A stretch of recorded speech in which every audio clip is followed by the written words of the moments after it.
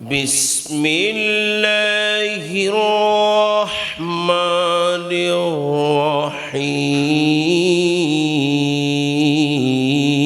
الرحيم سبحان الذي أسرى بعبده ليلا من المسجد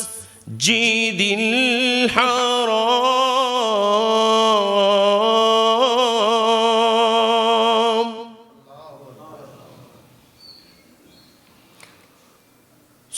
سبحان الذي أسرى بعبده ليلا من المسجد الحرام إلى المسجد الأقصى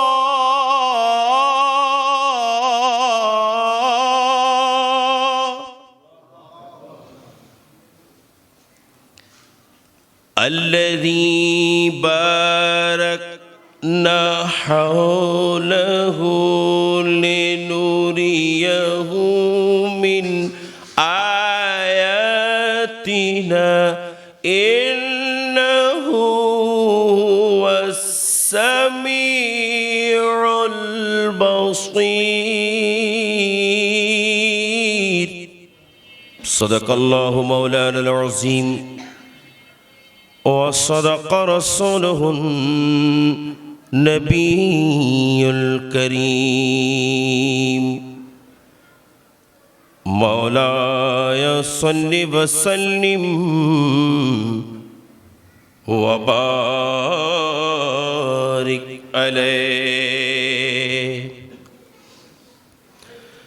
آنے والا ہے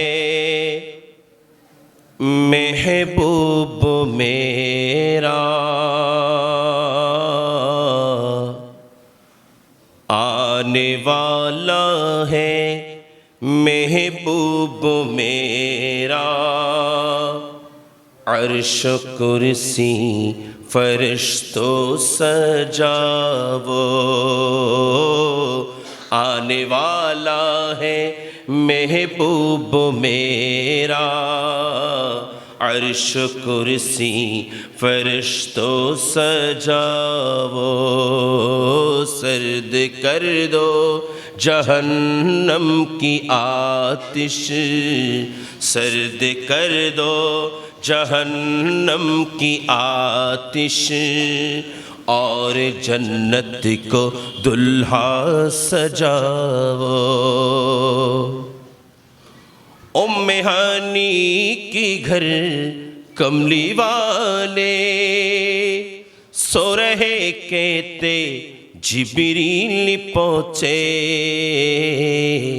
اور بولے کہ یہ حکم رب ہے اور بولے کہ یہ حکم رب ہے جلدی محبوب کا میری لاؤ آنے والا ہے محبوب میرا عرش کرسی فرشتوں سجاوو سرد کر دو جہنم کی آتش اور جنت کو دلہا سجاوو মেরাজুন নবীর মাহফিল এটা নিয়ে কয়েকটা দল আছে কয়েকটা গ্রুপ আছে কেউ বলেন মেরাজুন নবী সাল্লাল্লাহু আলাইহি ওয়াসাল্লাম এটা কখনো সম্ভব না আরেক দল বলতেছেন না এই মেরাজ এটা হয়েছে তবে এটা স্বপ্ন যুগে হয়েছে তিন নাম্বার দল মেরাজ এটা আমরা অস্বীকার করি না মেরাজ অস্বীকার করি না মেরাজ হয়েছে তবে এটা আমরা আলোচনা করি না কয় দল তিন দল চার নাম্বার দল যারা বলেন মেরাজ এটা আমরা বিশ্বাসও করি আবার এই মেরাজুন নবীর আলোচনাও করি একটু বড় করে বলেন না। এই দলটা হলাম আমরা যারা বসেছি, আমরাই। সুবহানাল্লাহ।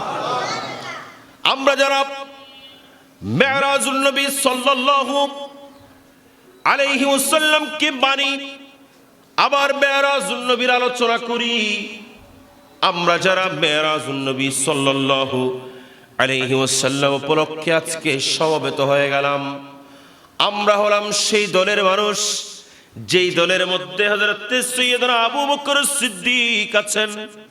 আমরা সেই দলের মানুষ যেই দলের মধ্যে ফারুক আজম ওমর ইবনুল খাত্তাব আছেন। আমরা সেই দলের মানুষ যেই দলের মধ্যে উসমান যুন্নুরাইন আছেন। আমরা সেই দলের মানুষ যেই দলের মধ্যে মাওলায়ে কায়নাত আলীউল মুর্তজা আছেন। আমরা সেই দলের মানুষ যেই দলের মধ্যে ইমামে আজম আছেন। আমরা সেই দলের মানুষ যেই দলের মধ্যে ইমামে আহলে সুন্নাত আছেন। ঠিক না ঠিক? আমরা সেই দলের মধ্যে আছি যারা বলেন মেরাজ এটা কখনো সম্ভব নয়, কখনো সম্ভব না। আমার আল্লাহ কোরআনে কারীম এই সূরা বনী ইসরাইল শুরু করার সময় 15 পারা শুরু প্রথম আয়াত যেটা আমি তেলাওয়াত করেছি, আমার আল্লাহ বলছেন সুবহান। আমার আল্লাহর জন্য আশ্চর্য নয়, কিন্তু আমার আল্লাহ বলছেন সুবহান। তার মানে এই দুনিয়াবাসী, এটা আমি আল্লাহর জন্য আশ্চর্য নয়, কিন্তু তোমাদের জন্য আশ্চর্য। তোমাদের জন্য এটা খুবই আশ্চর্যের বিষয়। তারপরেও তোমরা জেনে নাও আল্লাযী আসরা বিআবদিহি, যেটাকে আমার রাসূল নিজে নিজে যায় নাই, আমার রাসূল নিজে নিজে ভ্রমণ করে নাই, বরং আমি আল্লাহ নিজেই তাকে নিয়ে গেছি। আল্লাহ তুমি সুবহান, কেমন সুবহান। আমার আল্লাহ বলেন আমি যখন কোনো কিছু করতে চাই, কোন বললেই ফায়াকুন হয়ে যায়। আমি আল্লাহ যখন যা করতে চাই, আমি আল্লাহর সাধ্যের বাইরে কিছুই নাই। সুতরাং তোমরা যখন মেরাজ রজনীর কথা শুনবা, এটা কখনো তোমরা অস্বীকার করিও না, কারণ আমি আল্লাহ নিজেই তো এটা বাস্তবায়ন করেছি। আল্লাহ বলেন সুবহান আল্লাযী আসরা বিআবদিহি লাইলাম মিনাল মসজিদিল হারামে ইলাল মসজিদিল আকসা।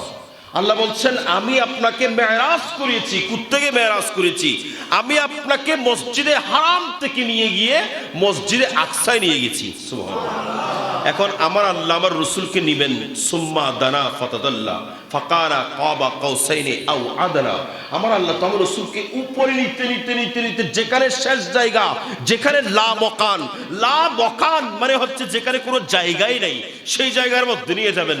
তাহলে আমার আল্লাহ আমার রাসূলকে উম্মে হানির ঘর থেকে বের করে হয় বাইতুল্লাহিল হারামের মধ্যে নিয়ে গেলেন, সেখান থেকে আবার বাইতুল মুকদ্দাসের মধ্যে নিয়ে গেলেন। আল্লাহ তুমি তো আমার রাসূলকে নিয়ে গেছো, তো নিয়ে গেছো লা মকানে নিয়ে গেছো।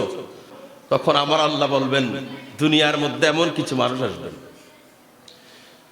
যারা বলবেন মেরাজ এটা হয়েছে ঠিকই, কিন্তু স্বপ্ন যুগে হয়েছে, এটা সরাসরি হয় না, এটা স্বপ্নে দেখেছে মাত্র। এই কথাগুলো যারা বলবেন তাদের উত্তর দেওয়ার জন্য আমি আল্লাহ আমার রাসূলকে আগে বাইতুল্লাহিল হারামে নিয়েছি, বাইতুল্লাহ থেকে আবার নিতে নিতে আমার রাসূলকে মসজিদ আকসায় নিয়েছি, ওখানে গিয়ে সমস্ত নবীদেরকে নিয়ে নামাজ পড়িয়েছি, সেখান থেকে আমি আমার মাহবুব নবীকে নিতে নিতে আমি আল্লাহ লা মকান পর্যন্ত নিয়ে গেছি।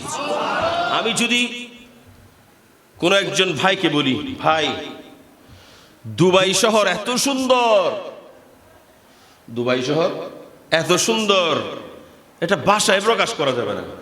এখন যে ব্যক্তি দুবাই শহর দেখে নাই সেই ব্যক্তির কি সেটা মজা লাগবে? দূর হইতে কম মার দেরি কথা বলে, ঠিক না? আমি যদি আমেরিকার কথা বলি, আমি তো যাই নাই, নিজে জানা যা কোনোদিন আর কম মার দে বলবে না। দেখো যেই জায়গার কথা আমার রাসূল যদি সরাসরি লা মকানের কথা বলে, ঠিক না? আবু জাহেল বলবে যে এই গপ শুরু হই, আবু লাহাব বলবে গপ শুরু হই, মিথ্যা বলা শুরু হয়েছে। সে তো মিথ্যা বলতো না, এখন মিথ্যা বলে, নাউজুবিল্লাহ বলবে কি বলবে না? সেজন্য আমার আল্লাহ কি করলেন, আমার রাসূলকে নেওয়ার সময় মসজিদে আকসা পর্যন্ত ঘোরায় নিয়েছেন। একটু বড় করে বলেন না। কারণ মসজিদ আকসা পর্যন্ত এই কুরাইশের মানুষরা তারা আসা যাওয়া করেন, তাদের আনাগোনা আছে, তারা মসজিদ আকসা দেখেছেন। সুতরাং আমার আল্লাহ বলেন, আমি আমার মাহবুবকে ডাইরেক্ট নেব না, আমি আমার মাহবুবকে মসজিদ আকসা দিয়ে ঘুরাইয়া নেব।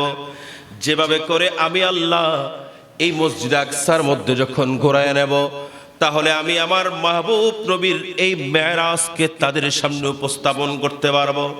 আল্লাহর নবী যখন মেরাজ রজনী থেকে আসলেন, আমার রাসূল যখন বলতে লাগলেন, আমি মেরাজ করেছিলাম, আমি গত রাত্রে আল্লাহর দিদারের মধ্যে গেলাম, আমার আল্লাহর সঙ্গে আমি দিদার করেছি।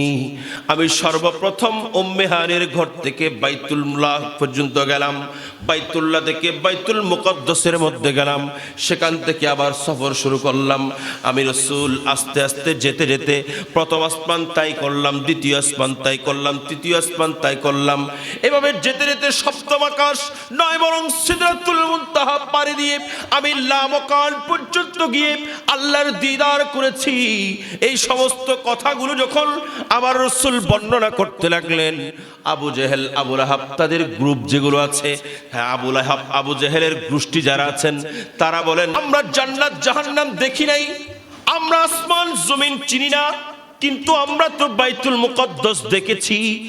এ মুহাম্মদ ইবনে আব্দুল্লাহ, তুমি যদি সত্যিকার অর্থে গত রাতে মেরাজে গিয়ে থাকো, তাহলে আমাকে বলো, তুমি বাইতুল মুকদ্দাসের মধ্যে গিয়েছো, এই বাইতুল মুকদ্দাস কেমন ছিল? এখানে জানলা কয়টা ছিল? এখানে দরজা কয়টা ছিল? এখানে সিঁড়ির থাক কয়টা ছিল? এগুলো একটু আমাদেরকে বর্ণনা করো, এগুলো একটু আমাদেরকে।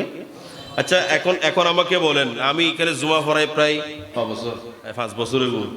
আচ্ছা, যাই হোক, আমি এই এতদিনের মধ্যে এই মদিনা মসজিদে কয়টা জানলা আছে আমি জানি, ঠিক না? প্রতিদিন মসজিদের রক্ষণাবেক্ষণ করতেছেন মাওলানা ইমরান গনি, উনিও কি কখনো গুনে দেখেছেন? বলে না, মাতন না, কখনো গুনে দেখেছেন? আমার তো মনে হয় না। উনি সিঁড়ির থাক কয়টা আছে বলতে পারবে না। এখন তারা আমার রাসূলকে প্রশ্ন করছেন, এমন প্রশ্ন যে প্রশ্ন খুবই কঠিন, যদিও খুবই কঠিন, কিন্তু আমাদের জন্য কঠিন হলেও আমার আল্লাহর জন্য, বড় করে বলেন না, আমার আল্লাহর কুদরতের বাইরে কিছু আছে? আল্লাহর রাসূল বলেন, যখন আমাকে প্রশ্ন করা শুরু করলাম, আমাকে প্রশ্ন করতে না করতেই আমার আল্লাহ জাল্লা শানুহু আমার সামনে এই বাইতুল মুকদ্দাসকে এনে দিল। ফাজাল্লাল্লাহু লি বাইতুল মুকদ্দাসে ফাতাফিকতু উখবিরুহুম আন আয়াতিহি ওয়া আনা উনজুরু ইলাইহি। যখন তারা আমাকে মিথ্যা বলছি বলে অপবাদ দিতে লাগলো, যখন তারা বলতে লাগলো, আপনি যদি সত্যিকার অর্থে আল্লাহর দিদারের মধ্যে গিয়ে থাকেন, আমরা তো জান্নাত জাহান্নাম দেখি নাই, আমরা তো আরশ কুরসি দেখি নাই, আমরা তো লৌহ কলম দেখি নাই, আমরা লামকান দেখি নাই, আমরা সব কিছু বাদ দিলাম, আপনি শুধু আমাদেরকে বাইতুল মুকদ্দাস কেমন বলেন, বাইতুল মুকদ্দাসের মধ্যে কয়টা জানলা আছে বলেন, বাইতুল মুকদ্দাসের মধ্যে কয়টা দরওয়াজা আছে বলেন। আমার কমলিওয়ালা নবীর সামনে আমার আল্লাহ ওই বাইতুল মুকদ্দাসকে তুলে ধরলেন।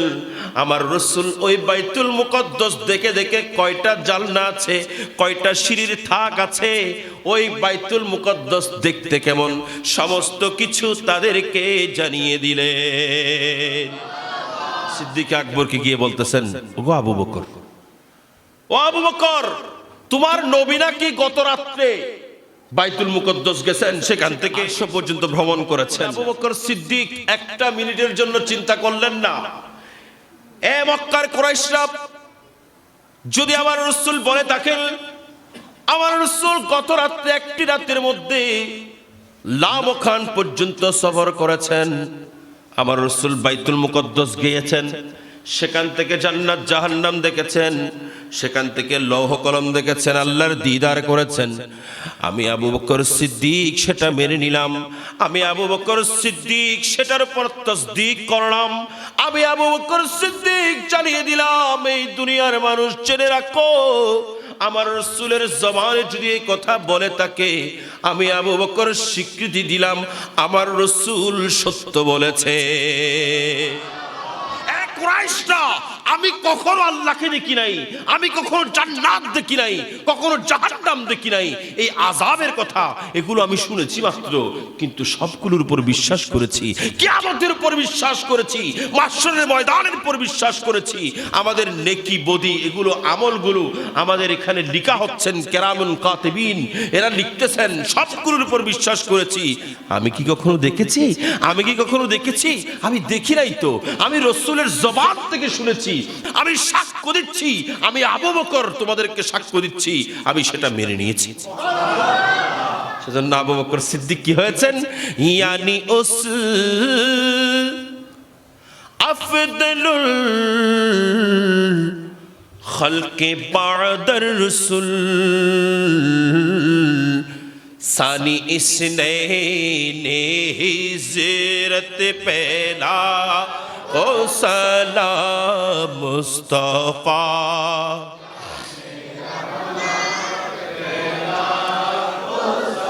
लाम शम्ए बज़ में हिदायत।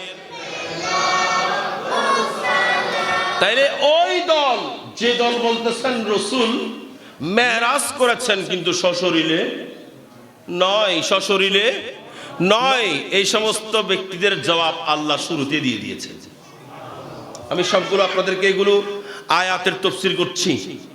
আপনি দেখবেন কোরআনে কারীমের সূরা ইখলাসের তাফসীর চলতেছে, কোরআনে কারীমের সূরা কাউসারের তাফসীর চলতেছে, কোরআনে কারীমের মধ্যে সূরা ইয়াসিনের তাফসীর চলতেছে। বিভিন্ন আয়াতের তাফসীর করেন, বিভিন্ন আয়াতের তাফসীর করেন। কুল ইন্নামা আনা বশরুন, এটার তাফসীর বেশি করেন, কিন্তু কখনো দেখবেন না এই সুবহানাল্লাযী আসরা বিআবদিহি লাইলাম মিনাল মসজিদিল হারাম ইলাল মসজিদিল আকসা, এই আয়াতের তাফসীর কোনোদিন ওই সমস্ত মাওলানা করে না। কারণ তারা এটা যদি বলতে যায়, কথা বলেন না, মেরাজ যদি বলতে যায়, তাদেরকে মেনে নিতে হবে আমার রাসূল বেমিসাল, আমার রাসূলের কোনো তুলনা, কথা বলেন কোনো তুলনা। जिसका कोई सानी नहीं वो नबी हमारा है,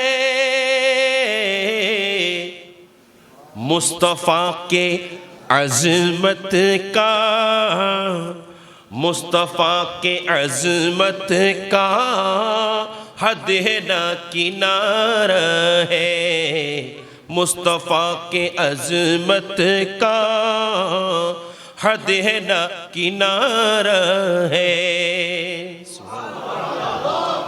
যদি রাসূলের মেরাজ যদি বর্ণনা করে, তাহলে রাসূলকে বেমিসাল মানতে হবে। সেজন্য মেরাজের আলোচনা করে না, কথা বলেন ঠিক না ঠিক? মেরাজের আলোচনা হয় শুধু সুন্নি মসজিদের মধ্যে হয়, কোন বাতিল ফিরকার মসজিদের মধ্যে মেরাজের আলোচনা শুনবেন না তো, কারণ মেরাজের আলোচনা করতে হলে তো আমার রাসূলকে বেমিসাল মানতে হবে।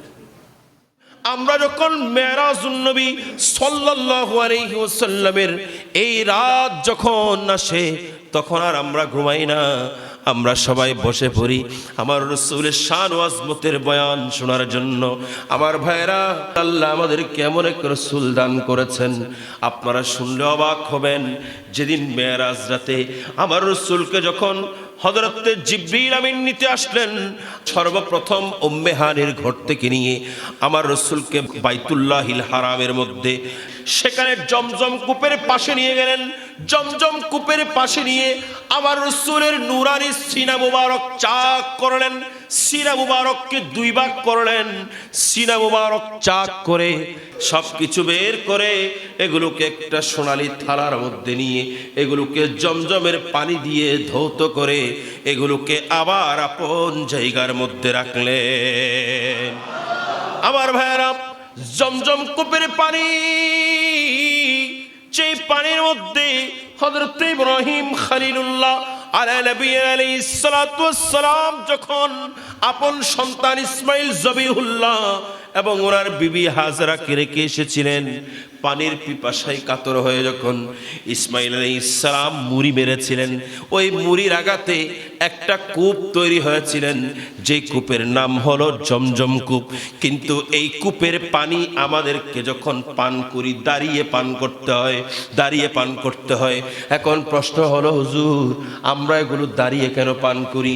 জমজম কূপের পানি, দুনিয়ার যত পানি এগুলো দাঁড়িয়ে পান করা মাকরুহ। দুনিয়ার যত পানি আছে এগুলোকে বসে পান করতে হয়, কিন্তু জমজম কূপের পানি দাঁড়িয়ে পান করতে হয়।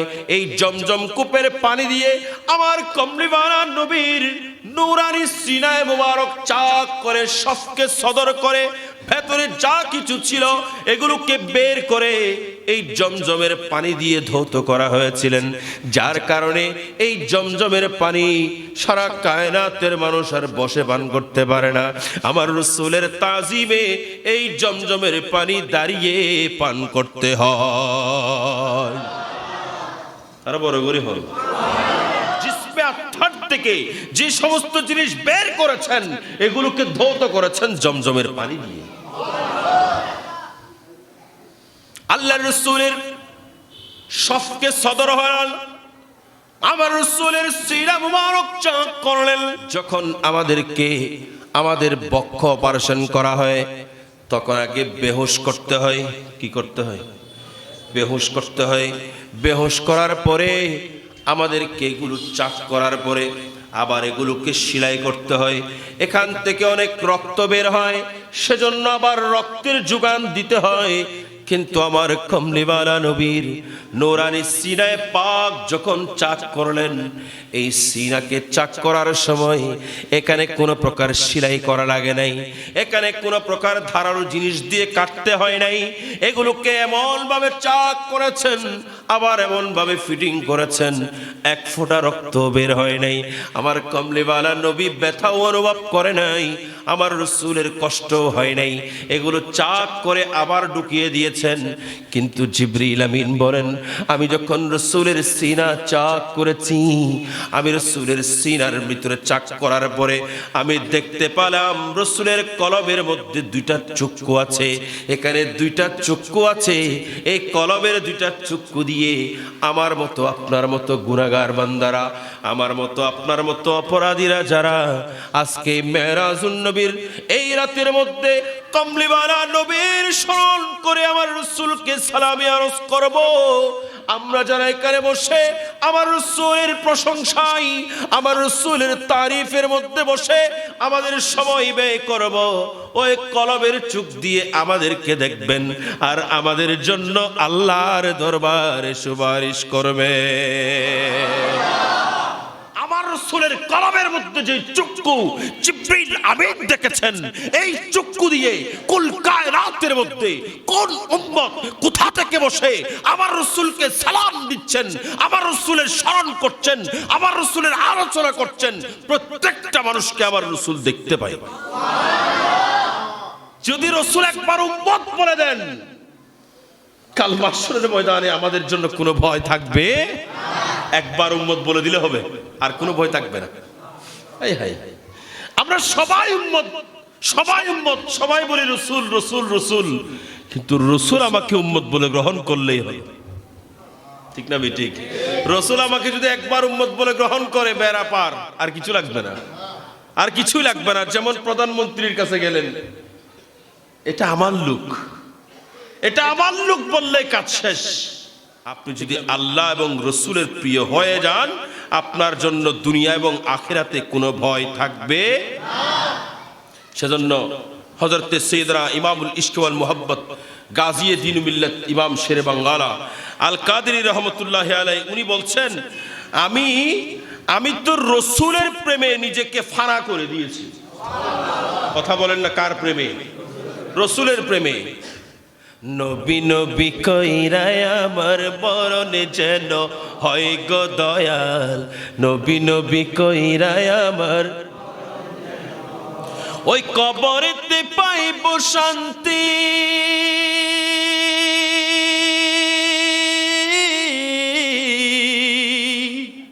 ওই কবরেতে পাইব শান্তি, থাকবে না কো ভয়, নবী নবী কইরায় আমার মরণে যেন হয় গো দয়াল, নবী নবী কইরায় আমার।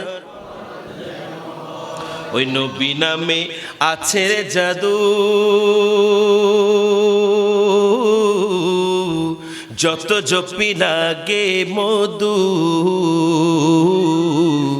নবী নামে আছে রে জাদু, যত জপি লাগে মধু। ওরে জয়পা জয়পা শিকেরা, জয়পা জয়পা শিকেরা নামের মধু লয়, নবী নবী কইরায় আমার মরণে যেন হয় গো দয়াল, নবী নবী কইরায় আমার। ওই কবরেতে পাইব শান্তি, থাকবে না কো ভয়, নবী নবী কইরায় আমার মরণ যেন হয়। বড় করে বলুন আমিন। আমরা সকলে চাই কিনা? এবার আমার রসুলকে নিয়ে চললেন। আমার রসুলকে নিতে নিতে সর্বপ্রথম নিলেন বাইতুল মুকদ্দাসের মধ্যে। সুবহানাল্লাহ। আল্লাহর রসুল বাইতুল মুকদ্দাসের মধ্যে যখন তশরিফ নিয়ে গেলেন, আমার রসুল বলেন, আমি দেখলাম এই বাইতুল মুকদ্দাসের মধ্যে সমস্ত আম্বিয়া ইকরাম যারা, আল্লাহর নবীরা যারা, সবাই ওখানে উপস্থিত আছেন, সবাই দাঁড়িয়ে আছেন, দুই সফ হয়ে দাঁড়িয়ে আছেন। যখন আমি প্রবেশ করলাম, সমস্ত আম্বিয়া ইকরাম আমাকে সম্ভাষণ জানিয়ে, সালাম দিয়ে, আমাকে শুভেচ্ছা জানিয়ে, আমাকে সাদরে গ্রহণ করে নিলেন। ইব্রাহিম খলিলুল্লাহ খুতবা দিলেন। উনি সুন্দরভাবে খুতবার বয়ান করলেন, যেখানে আল্লাহর প্রশংসার পাশাপাশি আমার কমলিওয়ালা নবীর প্রশংসা করে দুনিয়ার মানুষকে জানিয়ে দিলেন, যারা আমার রসুলের প্রশংসা করবেন, যারা আমার রসুলের শান ও আজমতের বয়ান করবেন, যারা আমার রসুলের শান আজমতের বয়ান করবেন, শুধুমাত্র তারা হাসান বিন সাবিত রসুলের সাহাবীর সুন্নাত পালন করবেন তাই নয়, তারা দুনিয়ার কোন শায়েরের সুন্নাত পালন করবেন তা নয়, বরং তারা ইব্রাহিম খলিলুল্লাহর সুন্নাত পালন করবে। সেদিন বক্তব্যের মধ্যে ইব্রাহিম খলিলুল্লাহ কি বলেছিলেন সেটা একজন শায়ের খুব সুন্দর করে বলেন। वो जिसके लिए महफिले कौनैन सजी है, फिरदौस बरी जिसके वसीले से मिली है, वो हाशिमी,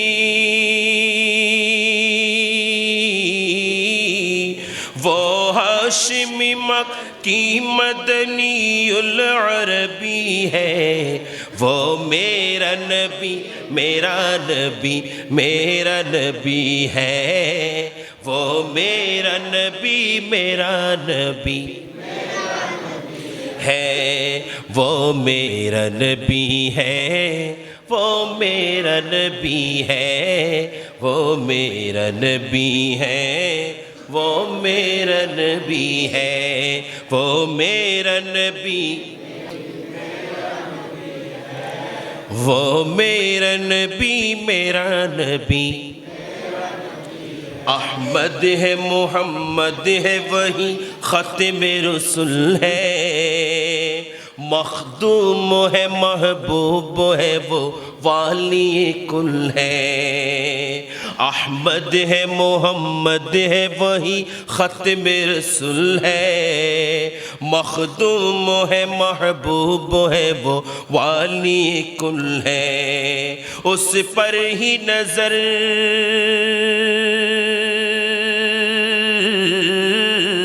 उस पर ही नजर सारे ज़माने की लगी है, वो मेरा नबी मेरा नबी मेरा नबी है, वो मेरा नबी वो मेरा नबी है, वो मेरा नबी है, वो मेरा नबी है। তিনি যার জন্য সেজে গেছে এই গোটা জগৎ, জান্নাতুল ফেরদৌস হলো তার দেয়া নিয়ামত। একটু বড় করে বলেন না, জান্নাত যদি পেতে হয় কমলিওয়ালা নবীর কদমে যেতে হবে, ঠিক না বেঠিক? কেন আমার আল্লাহ বলছেন ওয়ালাউ আন্নাহুম ইজ যালামু আনফুসাহুম জাউকা ফাস্তাগফিরুল্লাহ ওয়াস্তাগফারা লাহুমুর রাসূল লা ওয়াজাদুল্লাহ তাওয়াবার রহিমা।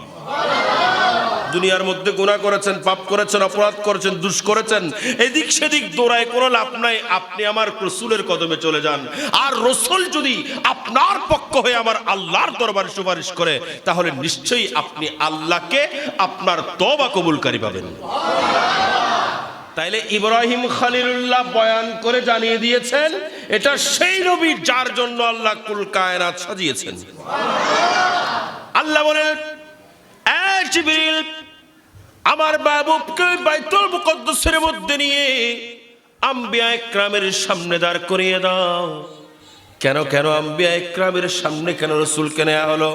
কারণ সমস্ত আম্বিয়া ইকরাম তারা তো আমার রাসূলের ঢঙ্কা বাজিয়েছেন, আমার রাসূলের শান ও আজমতের বয়ান করেছেন।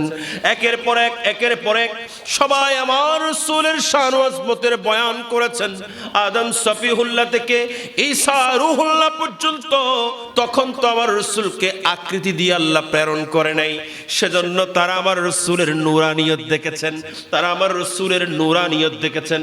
কিন্তু আমার রাসূলের বশরিয়ত সরাসরি আল্লাহ দেখার ব্যবস্থা করে দিয়েছেন। ওই বাইতুল মুকদ্দাসের মধ্যে নিয়ে সমস্ত আম্বিয়া ইকরামদেরকে আমার রাসূলের সঙ্গে দিদার করিয়ে, আমার রাসূলের সঙ্গে সাক্ষাৎ করিয়ে সমস্ত আম্বিয়া ইকরামের মনের আরজু পূরণ করে আমার আল্লাহ আমার রাসূলের শানকে বুলন্দ করেছে। আল্লাহু আকবার।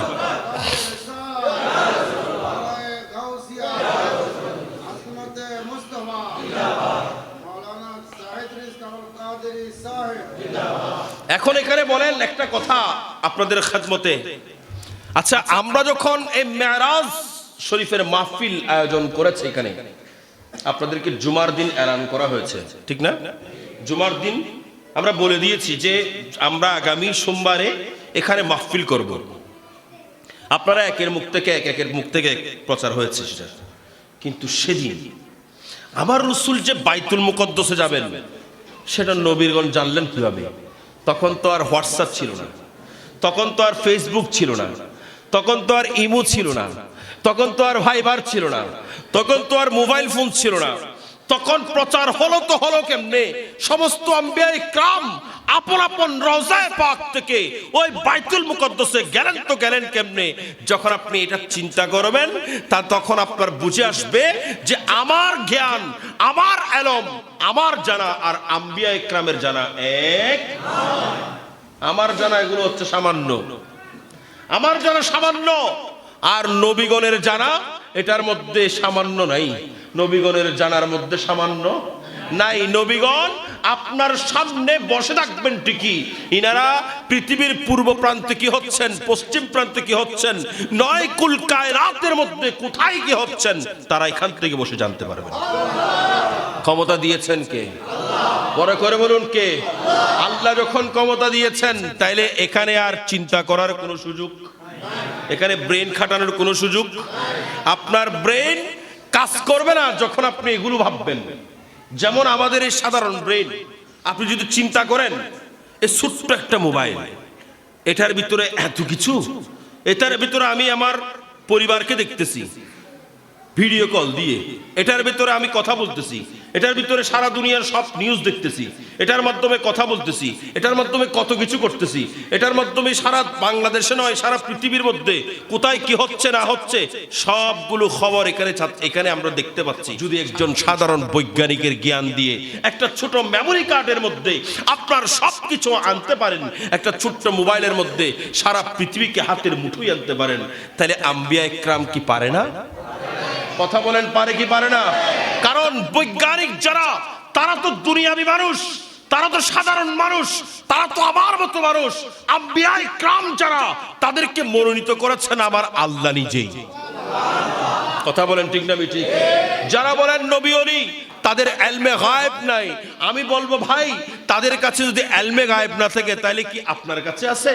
যাদেরকে আল্লাহ নির্ধারণ করেছেন তারা জানে না, আপনি জানেন? কথা বলেন না। মনোনীত করেছেন কে? আল্লাহ।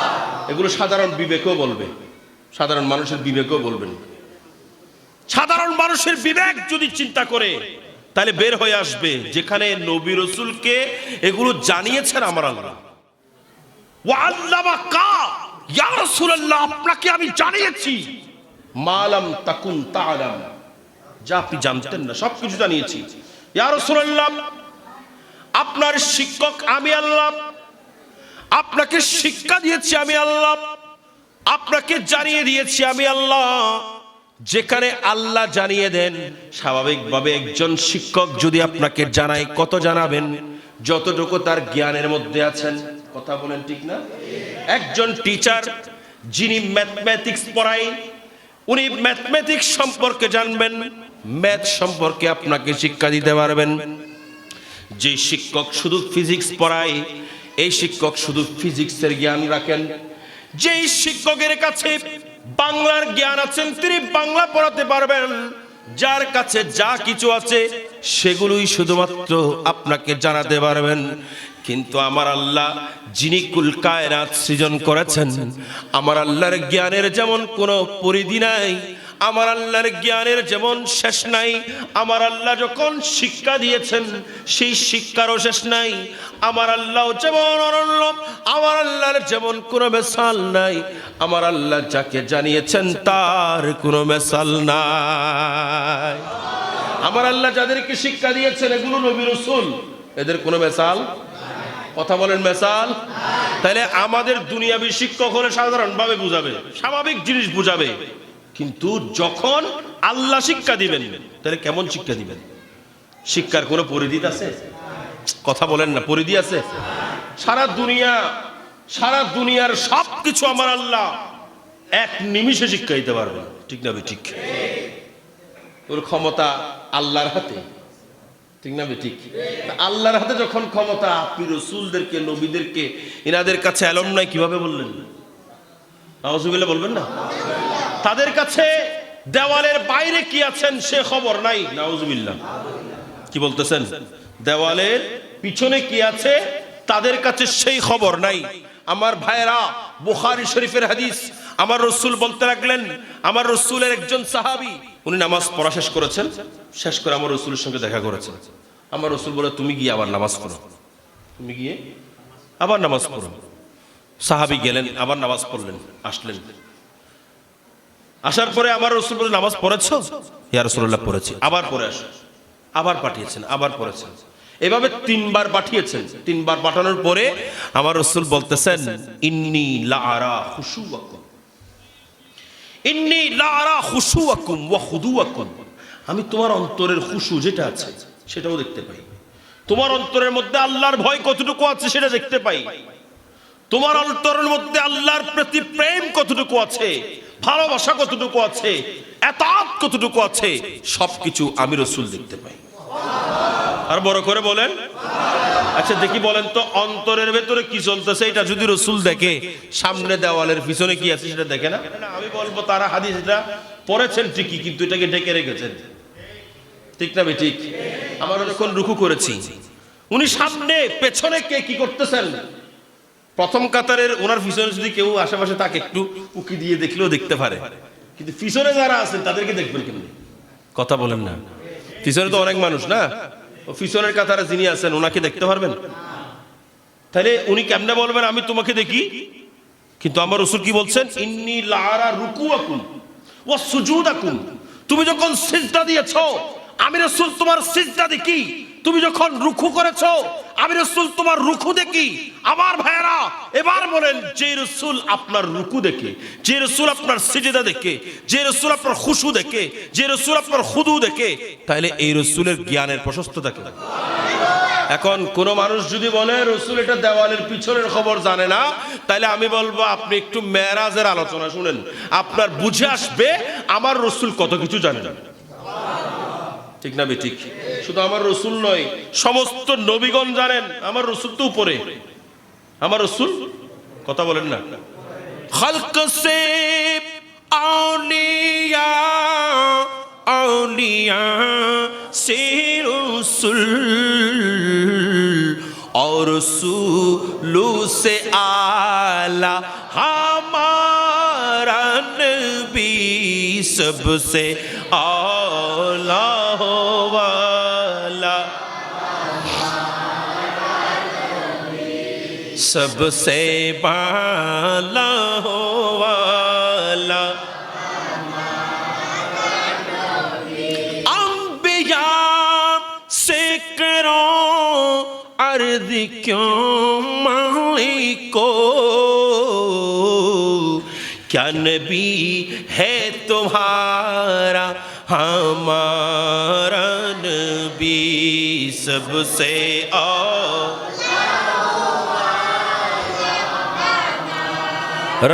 नबी सबसे बाला हो वाला।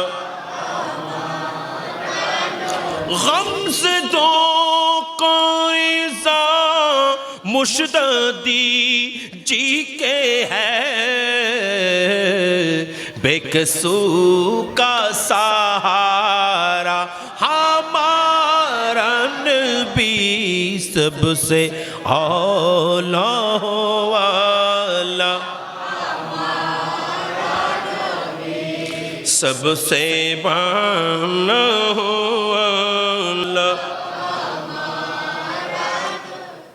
হযরত সৈয়দনা মুসা কালিমুল্লাহ, মুসা কালিমুল্লাহ যখন প্রশ্ন করেছিলেন, আমার রাসূল বলেন 50 ওয়াক্ত নামাজ দিয়েছেন। মুসা কালিমুল্লাহ কি বলেছে জানেন? মুসলিম শরীফের মধ্যে বর্ণনা আছে, ইন্না উম্মাতাকা লা তাসতাতিউ 50 সালাতা। এ আল্লাহর মাহবুব, আপনার উম্মত 50 ওয়াক্ত নামাজ কখনো পারবে না। আপনার উম্মত 50 ওয়াক্ত নামাজ বড় করে হল পারবে না। আচ্ছা আমরা কি পারি? 5 ওয়াক্ত পারিনি, 50 ওয়াক্ত হলে অবস্থাই তো।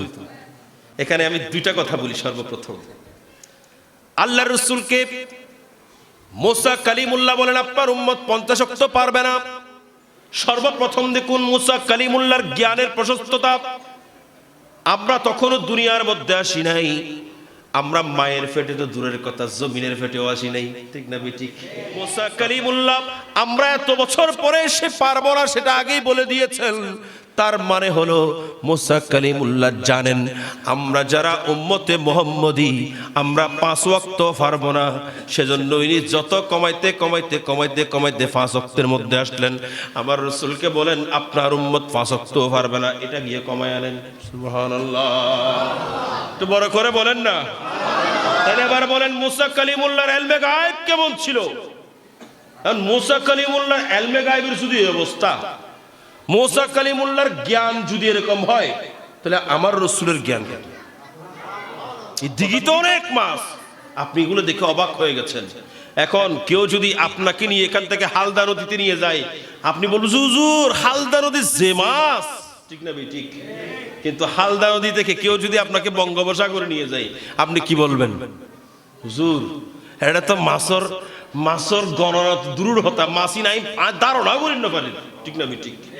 আবার আপনি যদি বঙ্গোপসাগর থেকে ওই আটলান্টিক মহাসাগরে যান, আপনি চিন্তাও করতে পারবেন না এখানে কি ধরনের মাছ আছে, ঠিক না ঠিক?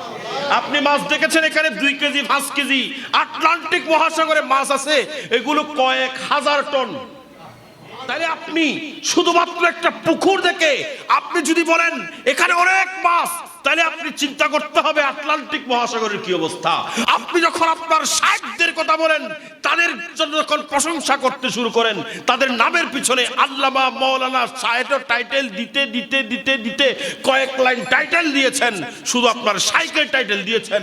এখন আপনার শাইখের যদি অবস্থা হয়, আল্লাহর নবীদের কি অবস্থা? আল্লাহর নবীদের যদি অবস্থা হয়, মুসা কালিমুল্লাহ আলা নবী আলাইহিস সালাম উনি যদি তখন বসে আমাদের এখনের অবস্থা জানতে পারেন, তাহলে আমার রাসূলের অবস্থা কি হবে? কথা বলেন ঠিক না ঠিক? আমার রসুলের জ্ঞানের পরিধি কেমন হবে এটা চিন্তা করতে পারবেন না। কথা বলেন ঠিক কিনা? এখানে আরেকটা কথা বলে যাই, মুসা কালিমুল্লাহ বলছেন আপনার উম্মত পারবে না, আপনি একটু আল্লাহর দরবারে যান, কমায় আনেন। কি করেন? কমায় আনেন। এ আল্লাহর মাহবুব, আপনার উম্মত পারবে না, একটু কমায় আনেন। আমার রসুল যাচ্ছেন, আমার রসুল যাচ্ছেন। এখানে দুইটা আকীদা নিহিত। এক নাম্বার, আমার রসুল যাচ্ছিলেন কেন? কারণ আমার রসুল জানেন আমার রসুল আল্লাহর কাছে গিয়ে বললেই আল্লাহ কমায়া দিবে। সুবহানাল্লাহ নয়? ঠিক না ঠিক? আমার রসুল জানেন আল্লাহর কাছে গিয়ে আমার রসুল বললেই কমায়া দিবে, সেজন্য আমার রসুল যাচ্ছিলেন। আর মুসা কালিমুল্লাহ আমার রসুলকে বলতেছেন আপনি যান, কমায় আনেন, কারণ আমার রসুল জানেন আল্লাহ কমায় দিবেন। আর মুসা কালিমুল্লাহ জানেন যে আমার রসুলকে আল্লাহ সেই ক্ষমতা দিয়েছেন। ঠিক না ঠিক?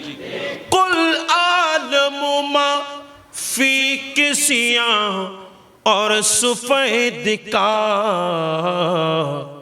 खालिक ने मुस्तफ़ा को, खालिक ने मुस्तफ़ा को मालिक बना दिया, खालिक ने मुस्तफ़ा को मालिक बना दिया।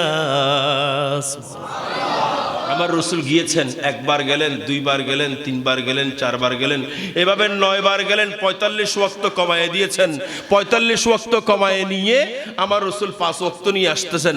আমার রসুলকে যখন আবারও বলেছেন মুসা কালিমুল্লাহ আপনি যান, এই 5 ওয়াক্তও পারবে না, একটু কমায় আনেন। আমার রসুল বলেন আমার লজ্জা হচ্ছে। বলেন না আমার কি হচ্ছে? আমার লজ্জা হচ্ছে, আমি পারছি না তো, আমার লজ্জা হচ্ছে। এ মুসা কালিমুল্লাহ আপনি আমাকে আর বলিয়েন না, আমার লজ্জা হচ্ছে, আমি পারবো না। আমার রসুল যেখানে এসে স্টপ হয়ে গেছেন, আমার আল্লাহ বলেন এখানেই আমার রসুলের, আমার রসুল যে 5 ওয়াক্তের মধ্যে স্টপ হয়ে গেছেন, আমার রসুলের উম্মতের জন্য নামাজ আমি সেটাই ফরজ করেছি। আল্লাহ দিয়েছেন কত ওয়াক্ত? বড় গরি হন। আল্লাহ দিয়েছেন 50 ওয়াক্ত, আমার রসুল আনতেছেন কয় ওয়াক্ত? 5 ওয়াক্ত। কেন? কারণ আমার রসুল কাটানোর ক্ষমতা, কাটানোর ক্ষমতা আছে। ঠিক না ঠিক? এখন আমার রসুল যখন 50 ওয়াক্ত কাটাই, 5 ওয়াক্ত নিয়ে আসতেছেন কয় ওয়াক্ত নিয়ে? 5 ওয়াক্ত নিয়ে। এখন আমার রসুল এসে বলতেছেন যে ব্যক্তি 5 ওয়াক্ত নামাজ সঠিকভাবে পড়বে আল্লাহ তাকে 50 ওয়াক্তের সওয়াব দিবে। এখন প্রশ্ন হলো ভাই, কোন ইন্ডাস্ট্রিতে এই ধরনের নিয়ম নেই।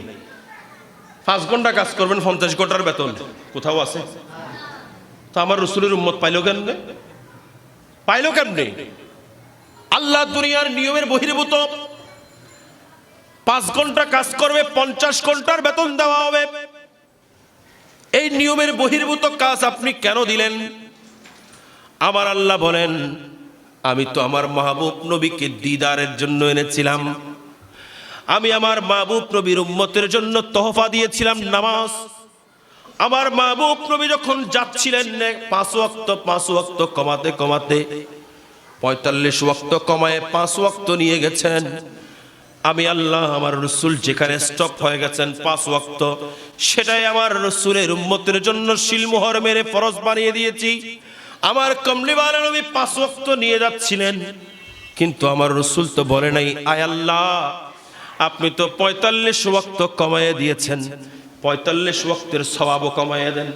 আমার রসুল তো সওয়াব কমানোর জন্য বলে নাই, সেজন্য আমি আল্লাহ আমার রসুলের উম্মতের জন্য 50 ওয়াক্তের সওয়াব রেখে দিয়ে 5 ওয়াক্ত নামাজের মধ্যে দিয়ে দিয়েছি। আর বল আল্লাহু আকবার।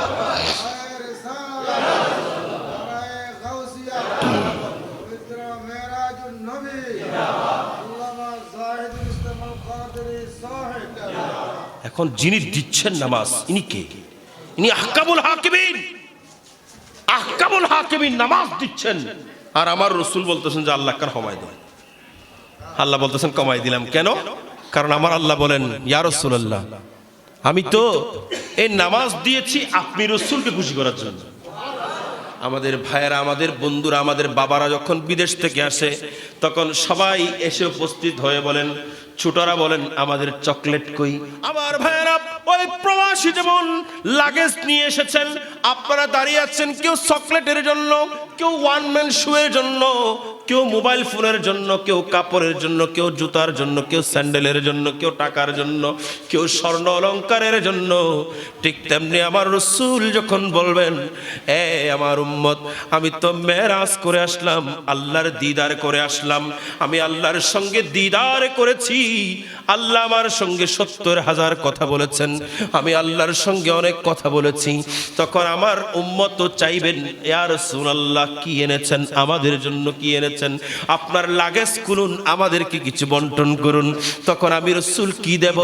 তখন আমার আল্লাহ বলেন, ইয়া রাসূলুল্লাহ, আপনার উম্মতের জন্য আমি আগে থেকেই প্যাকেট করে রেখেছি, তোহফা রেখেছি, গিফট পেপার বেরিয়ে রেখেছি, গিফট পেপারের মলার দিয়ে আমি বেঁধে রেখেছি।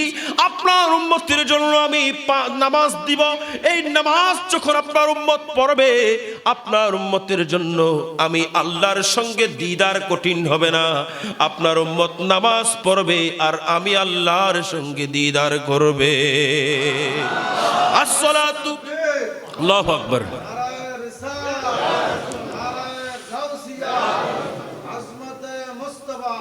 আবার আল্লাহ বলেন, আসসালাতু মি'রাজুল মুমিনিন, আমি আপনার উম্মতের জন্য নামাজ দিলাম, এই নামাজ আপনার উম্মত পড়বেন আর আমি আল্লাহর সঙ্গে দিদার করবেন।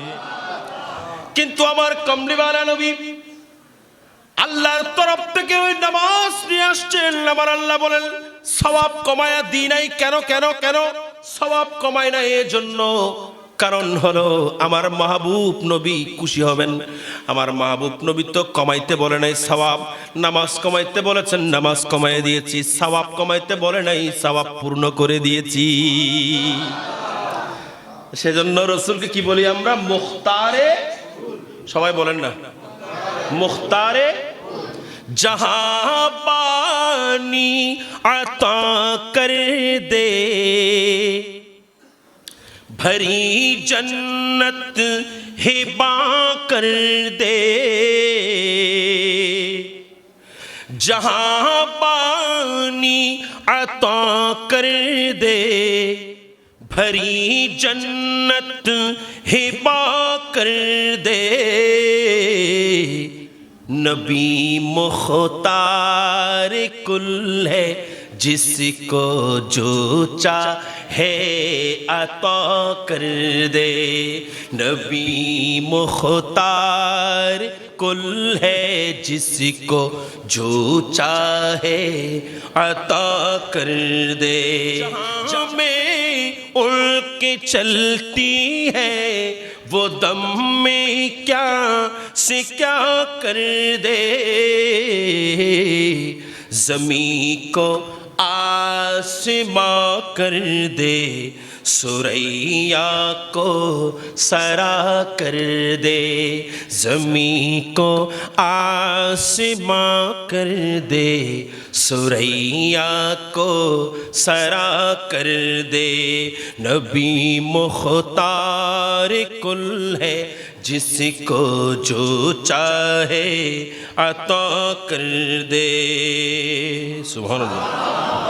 मुनावर मेरे आंखों को मेरे शम्सु दुहा कर दे, गमों की धूप में वो साये जुल्फे दुता कर दे, गमों की धूप में वो साये जुल्फे दुता कर दे।